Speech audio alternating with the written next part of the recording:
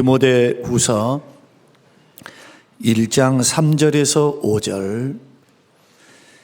내가 밤낮 간구하는 자 가운데 쉬지 않고 너를 생각하여 청결한 양심으로 조상적부터 숨겨오는 하나님께 감사하고 내 눈물을 생각하여 너 보기를 원함은 내 기쁨이 가득하게 하려 함이니 이는 내 속에 거짓이 없는 믿음이 있음을 생각함이라. 이 믿음은 먼저 내 외조모 로이스와 내 어머니 유니게 속에 있더니 내 속에도 있는 줄을 확신하노라. 아멘. 우리 앞뒤 하고 계신 분들에게 한번 인사하겠습니다. 평안하셨습니까? 잘 오셨습니다. 또 이렇게 인사하시겠습니다. 복된 가정 이루십시오. 믿음으로 하나 되십시오. 할렐루야. 이 세상에 살면서 자녀를 키우는 것만큼 행복하면서도 또한 보람되면서도 힘들고 어려운 일은 없습니다. 자녀 키운다 해서 돈이 나온 것도 아니고, 자녀 키운다 해서 더 생명이 연장되는 것이 아니라, 한 통계에 의하면은 아이 한 명당 엄마의 수명이 1년 반씩 줄어든다라는 그러한 이상한 통계가 있습니다.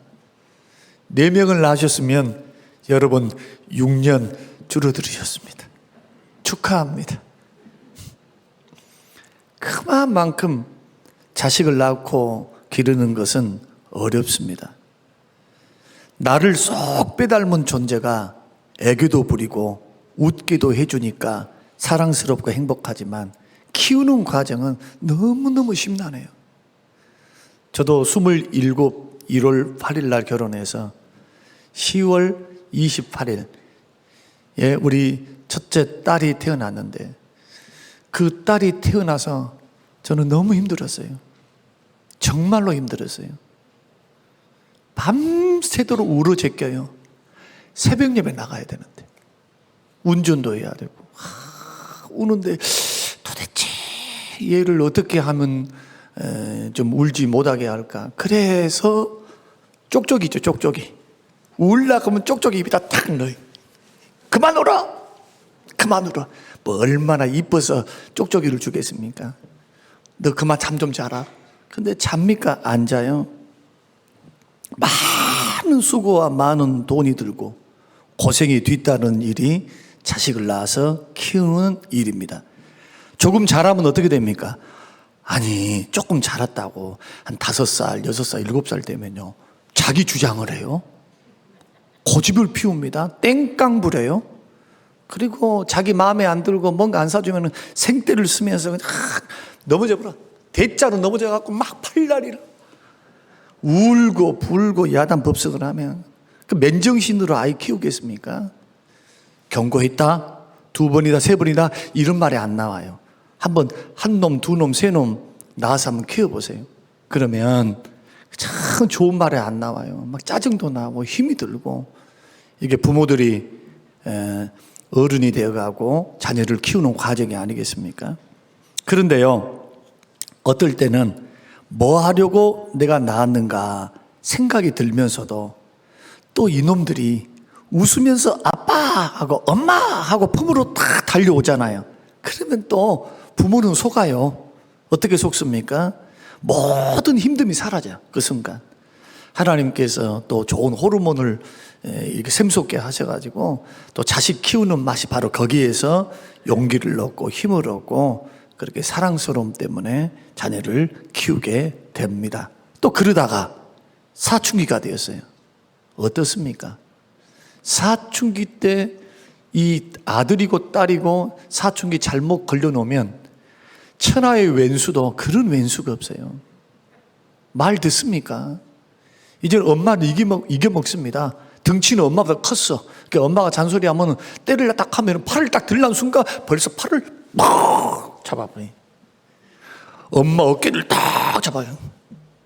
자기가 제압하려고. 말 듣습니까? 이제는 안 들어. 이제 아버지 말은 좀 들어도요.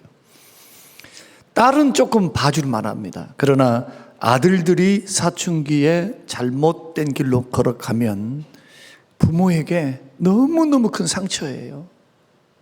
상처라고 말할 수 있는 부모들은 없을 거예요. 나는 자녀 때문에 이렇게 상처받았다. 그러나 말을 안 할 뿐이지 부모들의 마음은 멍이 듭니다.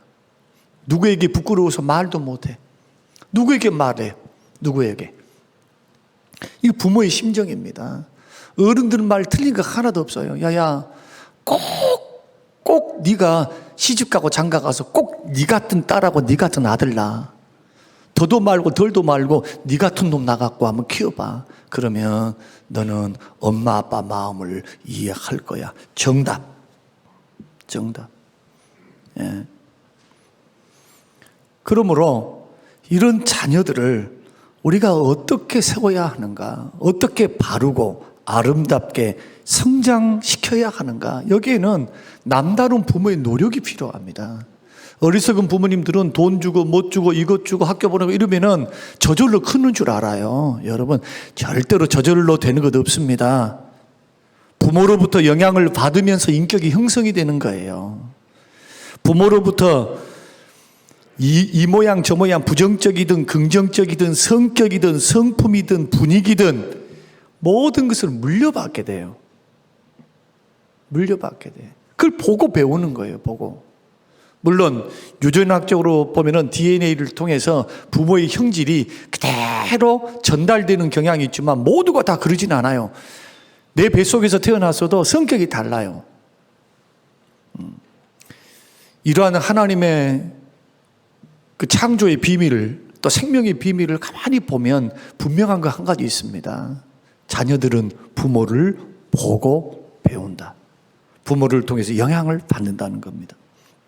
그래서 부모는 주의 교양과 훈계로 자녀를 부지런히 가르쳐야 됩니다. 오늘 본문에서도 사도 바울은 디모데를 생각할 때마다 떠오르는 두 가지 이미지를 말씀하고 있습니다. 첫째는 뭐냐? 그의 눈물이요. 두 번째는 뭐냐?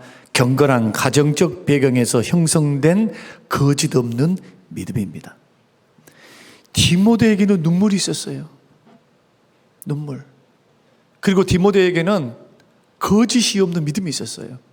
여러분, 어찌 믿음 생활에 거짓이 있겠습니까? 거짓이 있으니까 거짓이라고 말을 하죠.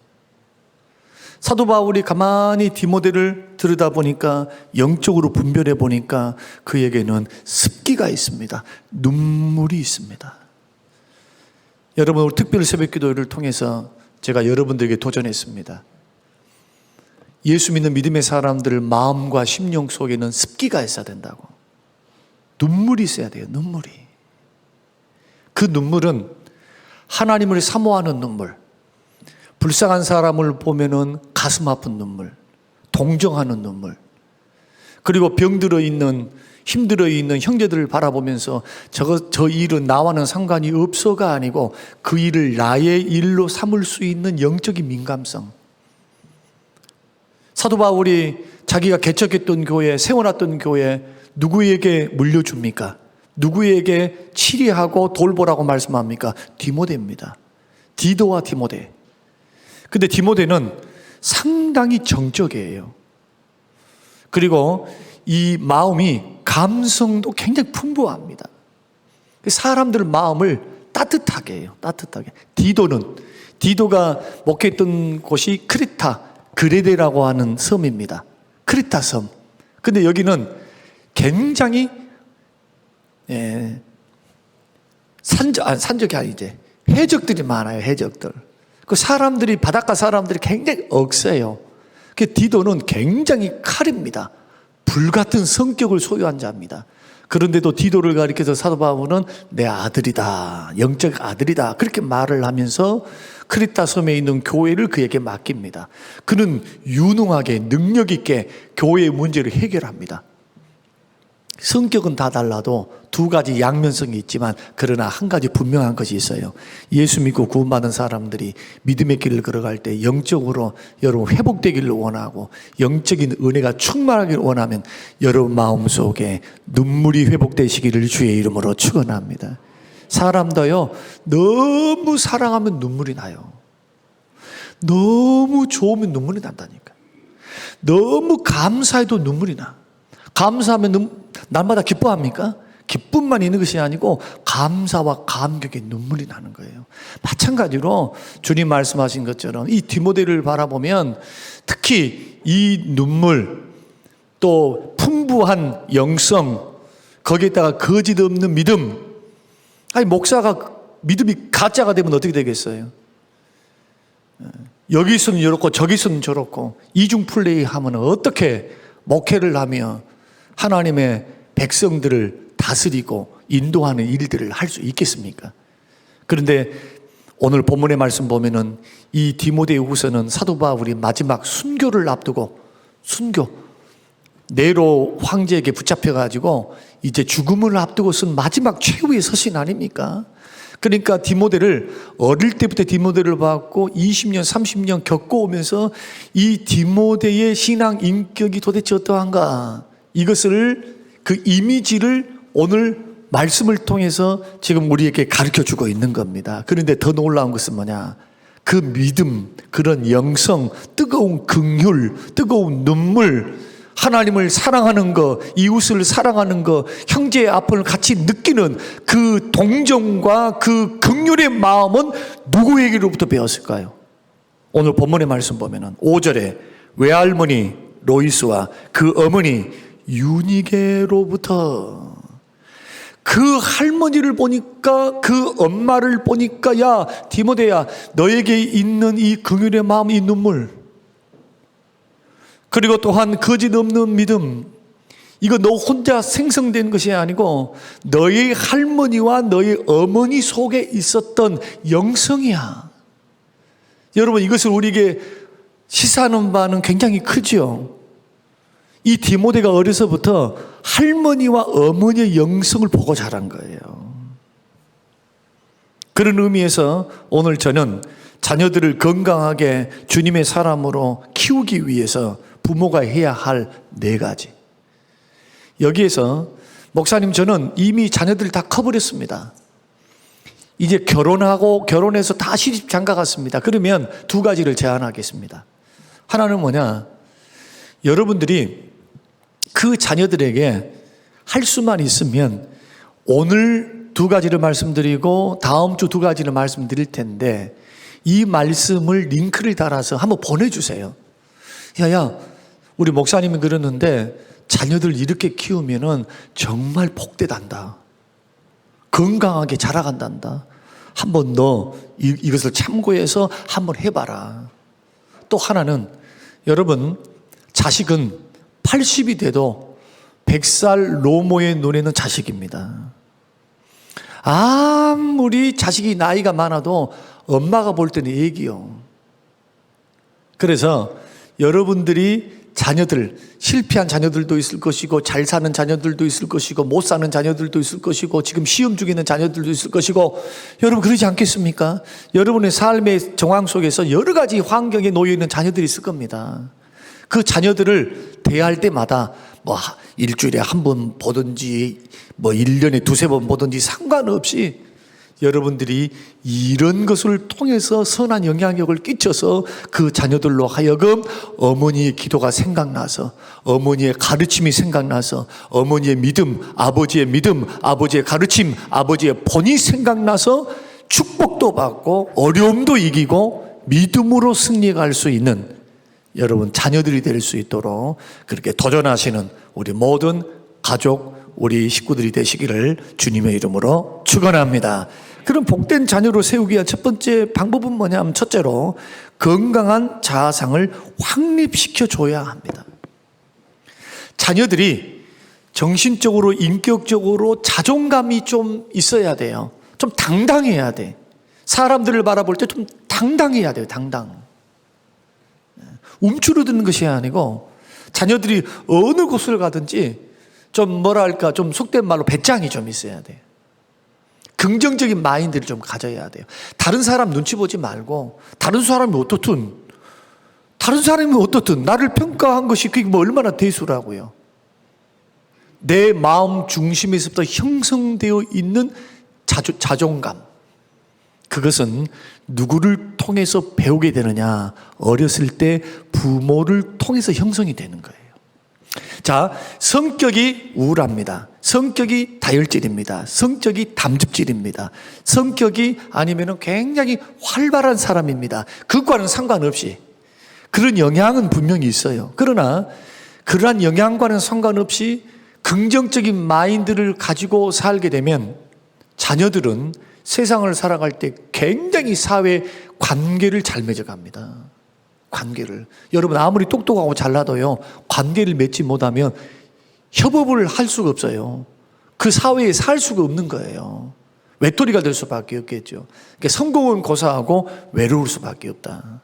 그래서 자녀들은 어떻게 해야 되느냐? 자녀들은 부모의 양육 태도에 따라서 자신의 존재 가치를 결정하게 된다. 예를 들어 보면 부모가 자기 자녀를 자기 소유물로 다루듯이 하는 거예요. 소유물이에요, 소유물. 그러니까 자기 거라고 생각하니까 자꾸 자기 뜻, 자기 생각, 자기 감정, 자기 느낌, 자기 판단, 자기 기준에 의해서 거기다 자식을 딱 맞춰버려요. 그냥. 만약에 거기에 맞지 않으면 어떻게 할까요? 화 안 날까요? 그 기준에 부합하지 못하는데. 자꾸 좋은 말이 안 나온 겁니다. 그리고 소홀히 대하는 사람들이 있습니다. 야, 네 인생은 네 인생이고 내 인생은 내 인생이야. 그것은 고등학교 졸업이나 시켜놓고 그렇게 말을 해야 돼요.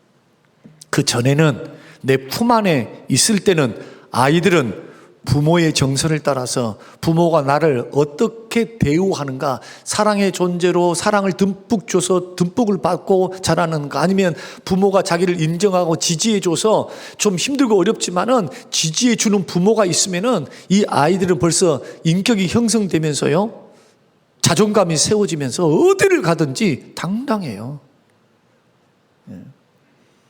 그러나 소홀히 대하고 자꾸 소유물 대하듯이, 그래서 부정적인 부모의 감정을 그대로 투영을 시켜서 아이들을 감정적으로 키우는 사람들은 자식들한테 꼭 이렇게 하는 거 똑같아요. 너도 감정에 따라서 흔들리는 사람이 되라, 그 말하고 똑같아요.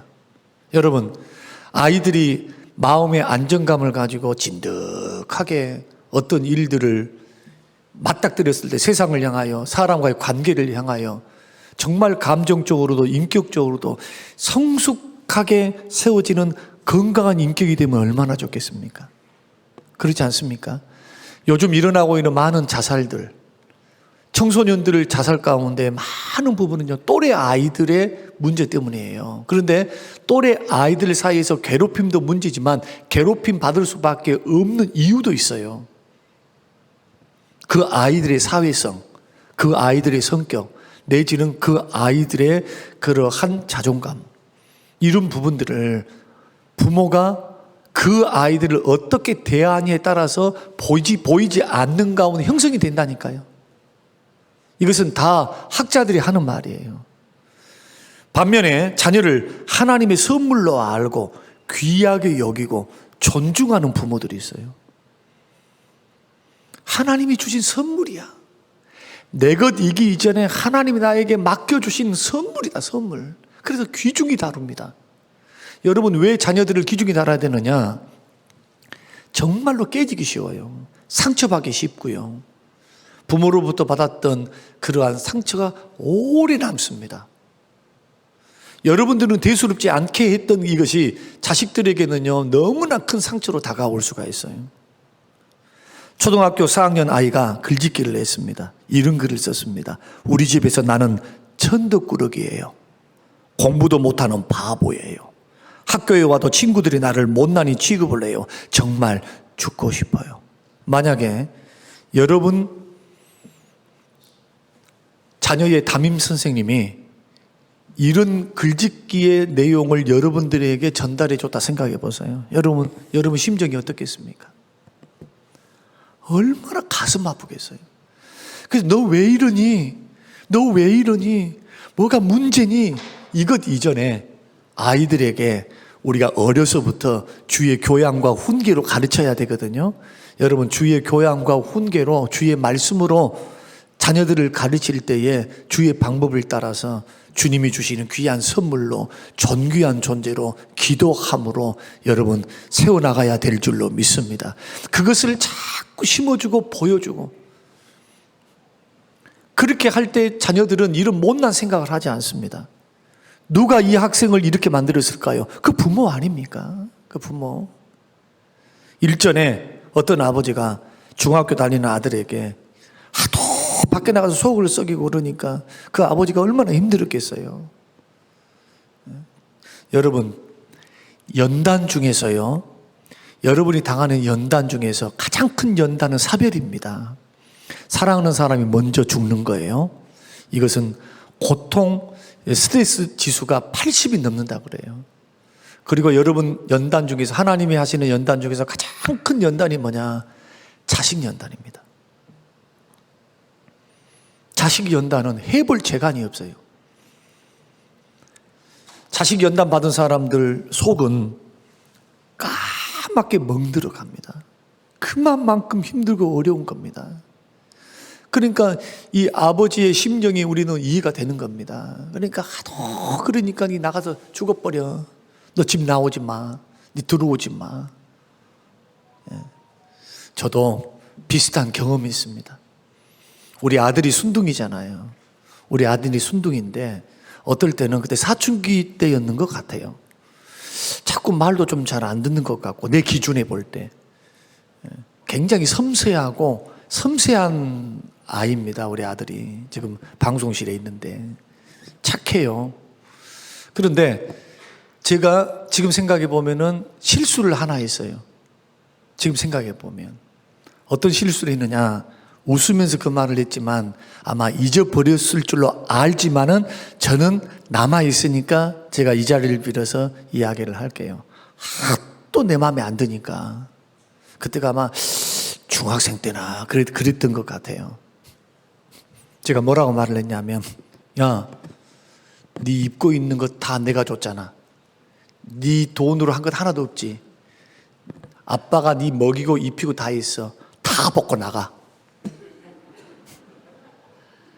그때가 추운 겨울이었습니다. 너 그렇게 말 안 하려면 너 팬티까지 다 벗고 나가라. 물론 화내면서 그러진 않았습니다. 그러니까 정신 차리란 그 말이었어요. 아빠가 다 준 거니까 너는 네가 가지고 있는 거 하나도 없으니까 네 것 가지고 나가. 그럼 네 것은 뭐밖에 없어요? 몸뚱아리밖에 없지. 모든 걸 아빠가 줬으니까. 그러니까 뭐 하라는 말입니까? 말 잘 들으라는 말이었겠죠. 이것이 아무리 농담이고 아무리 옳은 말이다 할지라도 이것을 잘못 듣게 되면은 우리 아버지는 비정한 사람이야.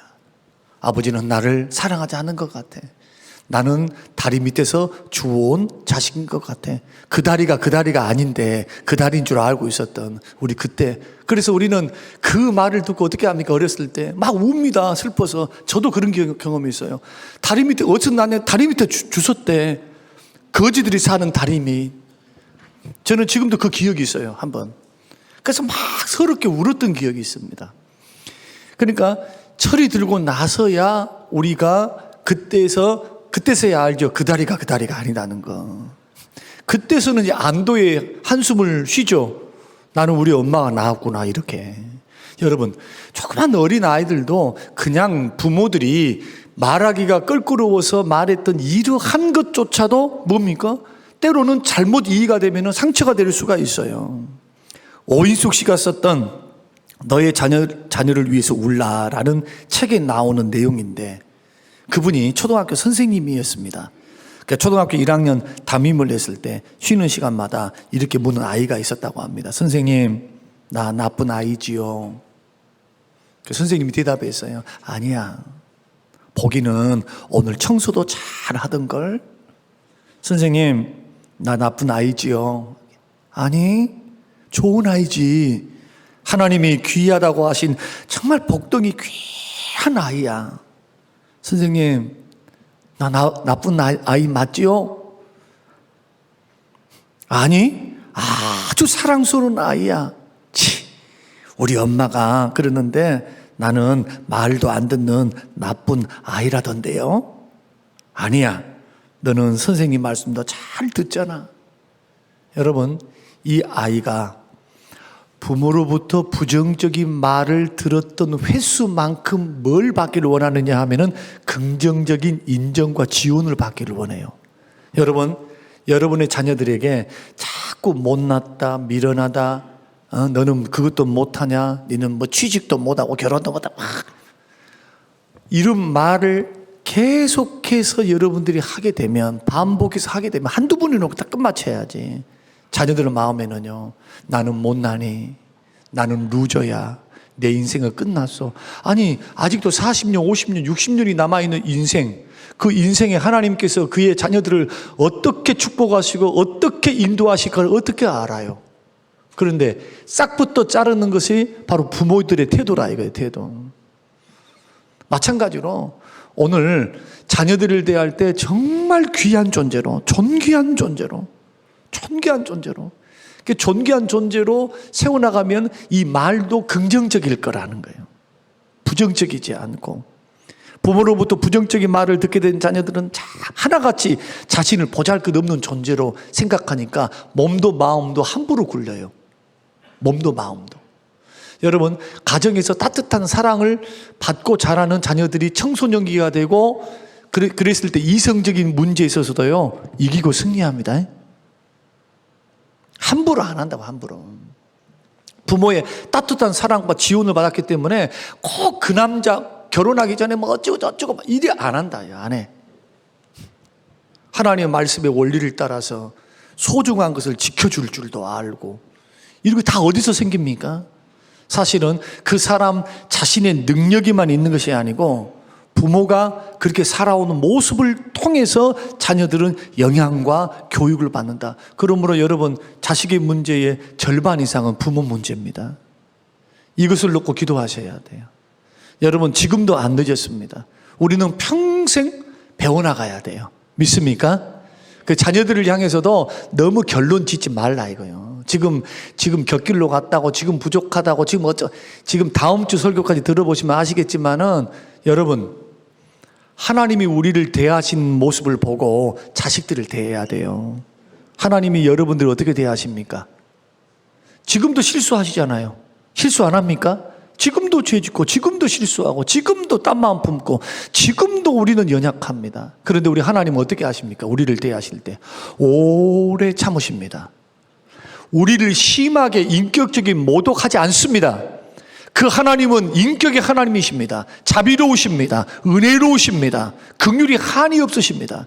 누가복음에서 나오는 돌아온 탕자 이야기, 둘째 아들을 대하시는 것이 곧 죄인된 우리를 대하시는 하나님의 마음입니다. 주색 잡게 해가지고 아버지 재산 3분의 1을 싹 다 절반 이상을 날려버렸어요. 그리고는 거지가 돼서 돌아왔습니다. 집으로. 종의 한 사람으로 나를 사용해 주십시오. 아버지, 나는 아버지라고 이름을 부르기도 어렵고 아들이라 칭함을 받기도 나는 어려우니까 아버지, 나는 종놈으로 하나 여겨주시고 나 종살이 할게요. 아버지 밑에서. 아니다, 아들아, 너는 내 아들이야. 죽었다고 다시 살아난 내 아들이다. 송아지 잡고 옷을 깨끗이 씻기고, 목욕을 시키고, 금가락지를 끼고, 채색 옷을 입히고, 신발을 신기고, 동네 방네 사람들을 불러서 송아지를 잡고 잔치를 벌이면서 말합니다. 이는 죽었다가 다시 돌아온 내 아들이야, 살아온 내 아들이야 하면서 잔치를 벌려요. 책망하십니까?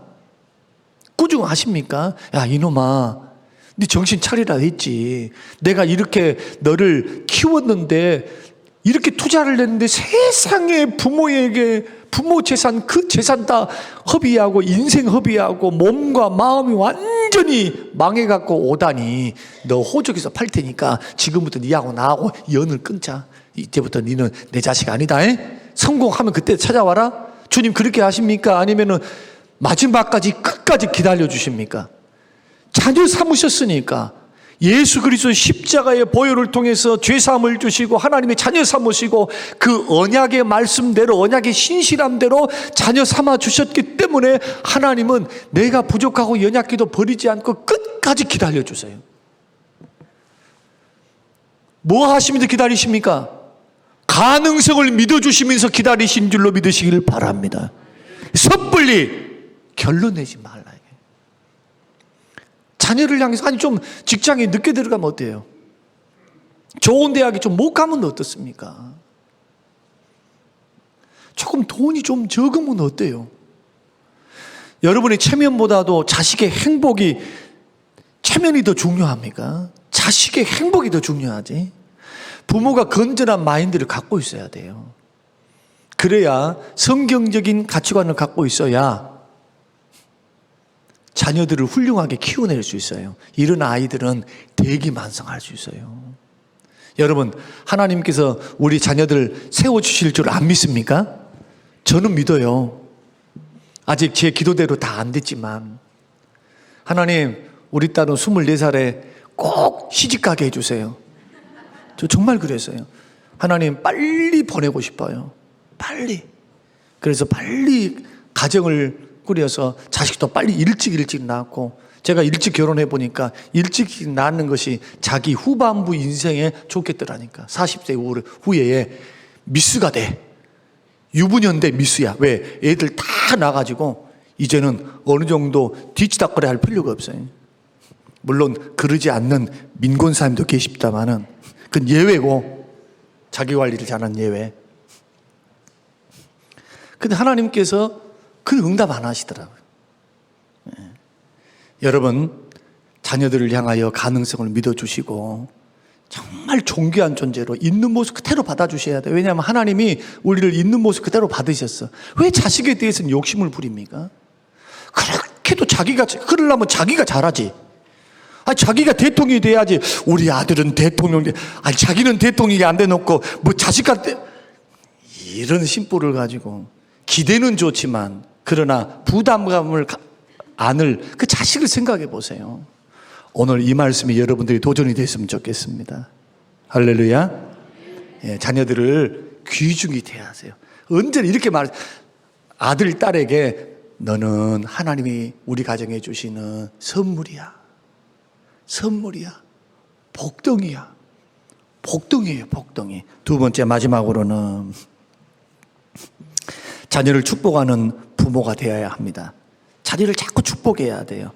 부모가 자녀에게 해줄 수 있는 최고의 선물은 뭐냐? 주의 이름으로 자녀를 축복하는 겁니다. 이것은 하나님께서 부모에게 주신 고유한 권세인데, 부모가 믿음으로 자녀를 축복하면 하나님이 그것을 이루어 주신다는 사실을 믿으셔야 돼요. 믿습니까? 굉장히 성경적이에요. 창세기 27장에 보면, 자, 아브라함이 이삭을 축복합니다. 이삭은 아버지가 축복한 그 축복을 보고 배웠어요. 그래서 야곱에게 축복을 합니다. 에서는 팥죽 한 그릇으로 장자꾼을 팔아먹었으니까 볼 축복이 없어. 아버지가 축복을 못 해줘. 왜? 야곱이한테 해줘 버렸잖아요. 아버지한테, 부모님한테는요, 축복권이 있어요. 축복권. 자녀 축복권. 그래서 야곱이가 축복을 다 받습니다. 야곱은 자기 아버지 이삭을 보고 배워서 뭘 하느냐? 자식들에게 일일이 예언하면서 축복을 해줍니다. 특히 어떤 아들을 축복했느냐? 요셉을 축복하셨어요. 요셉을 오라 해가지고 요셉을 축복하고, 요셉은 두 아들 므낫세와 에브라임에게 축복을 합니다. 그런데 어떤 축복의 결과를 가져오느냐, 이게 굉장히 중요하죠. 야곱에게는 12아들이 있는데 12아들 중에서 한 아들은 레위 지파입니다. 이 지파는 땅이 없어요. 11조 먹고 살아라, 하나님이 그렇게 말씀했으니까. 가나안의 축복을 하나님 주셨을 때 11지파는 다 뭘 합니까? 다 땅을 차지해야죠. 그럼 한 지파 남았죠.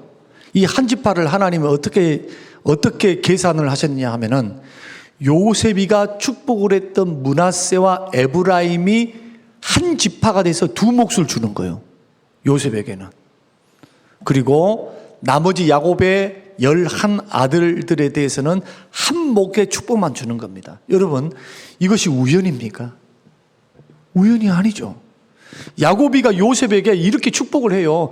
요셉에게 네 후대에 이렇게 될 것이다. 요셉은 또 므낫세와 에브라임이 축복을 합니다. 하나님은 그 말씀대로 후에 가나안 땅에, 요단강을 건너서 가나안 땅에 딱 들어가서 땅을 정복하고 땅을 분배할 때 하나님께서 이렇게 분배하라 그렇게 말씀해요. 그리고 또 하나 또 설명을 드려보면, 자, 이스라엘의 다른 이름이 뭡니까? 열왕기 상하의 말씀 보면, 예? 이스라엘. 혹시 들어보셨어요? 에브라임이라고. 에브라임아, 에브라임아. 이 말은 이스라엘 백성들을 가리킵니다.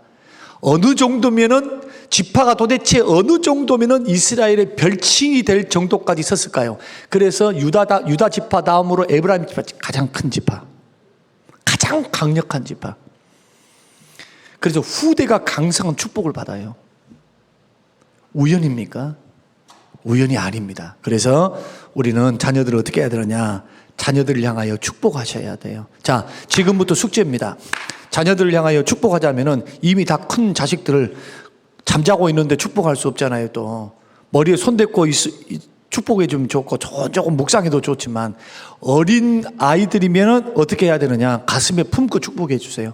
날마다 출근할 때마다, 학교 갈 때마다 내가 주의 이름으로, 하나님의 이름 너를 축복한다. 너는 머리가 되고 또 지혜롭고 건강하고 너는 앞으로 하나님이 주시는 복을 누릴 그러한 하나님의 복덩이야 하면서 지혜, 그 다음에 미래를 향해서 여러분 마음껏 축복하세요.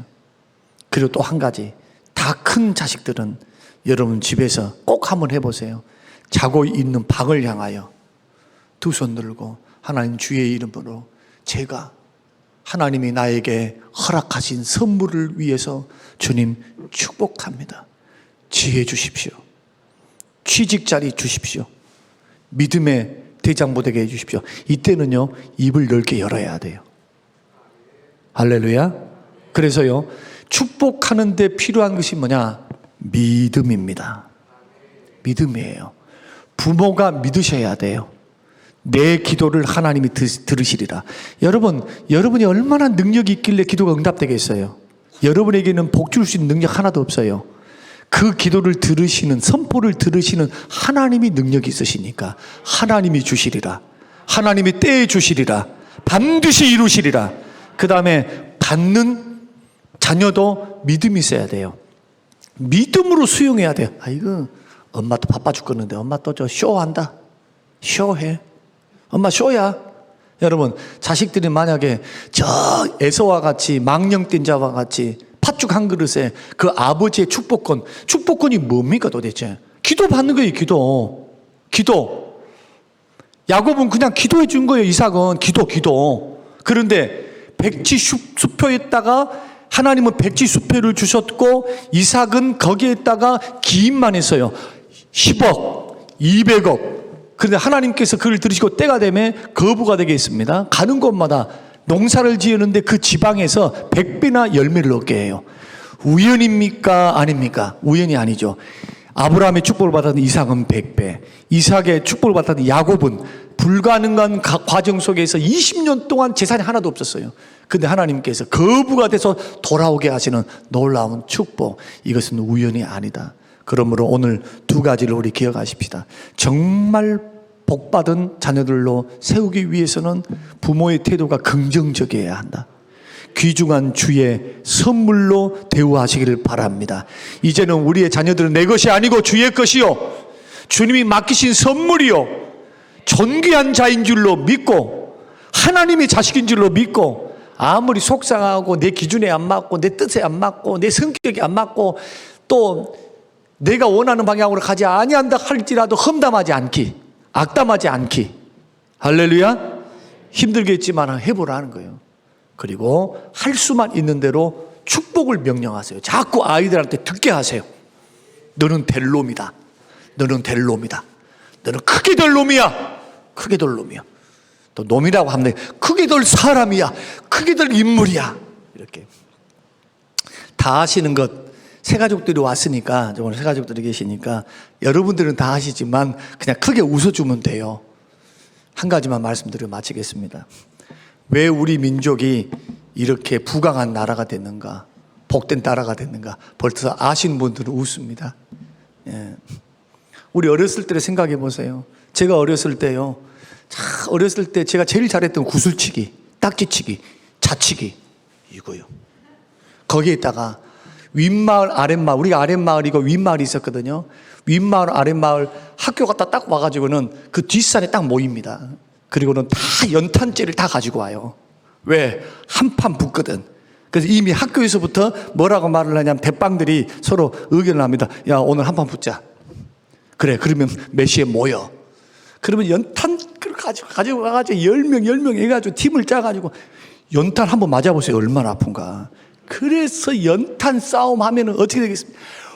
얼굴이고 온몸에 그냥 먼지 구덕이죠. 거기다가 옛날에는 왜 그렇게 위생이 별로 안 좋았는지. 아니, 조그만 놈들이 초등학교 1, 2학년 되는 이 조그만 놈들 한번 봐보세요. 코가 그냥 여기까지 와가지고 하면은 쏙 들어갔다가 또 내려온다고. 옛날에 어떻게 했습니까?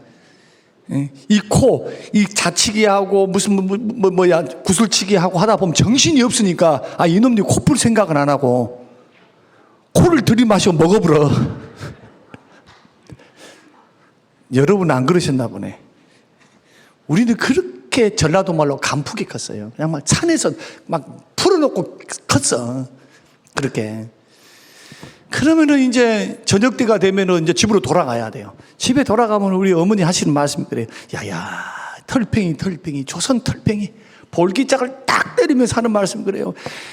그냥 얼마나 온몸이 더러져 갖고 왔는지. 그때 보십시오. 코가 또 여기까지 나와 있잖아요. 그럼 어머니들은 화장지 가지고 안 해요. 수도까지 딱 가가지고 손가락 2개를 딱 코에다 얹어놓고 야야 따라해봐라. 흥해라 흥. 뭐 한다고요? 흥 한단 말이에요. 흥. 그러면 흥 하면 코가 나오면 딱 털어내고 물에다 씻어. 그리고 얼굴 다 씻어주고 딱 닦아놓고 들어가서 재우잖아요. 밥 먹이고.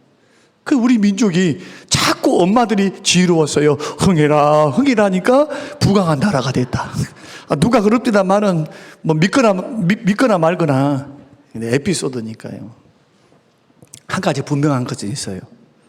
우리 민족은 정말 기독교가 들어와서 예수님이 들어오고 성경이 들어와서 개화가 됐어요. 여러분 성경대로 자녀들을 세우시고 가르치시기를 주님의 이름으로 축원합니다. 고마우신 하나님 아버지 감사합니다. 주시는 말씀 마음에 깊이 새깁니다. 자녀들을 힘있게 세우는 하나님의 사람들 되게 하옵소서. 감사드리며 예수님 이름으로 기도합니다. 아멘.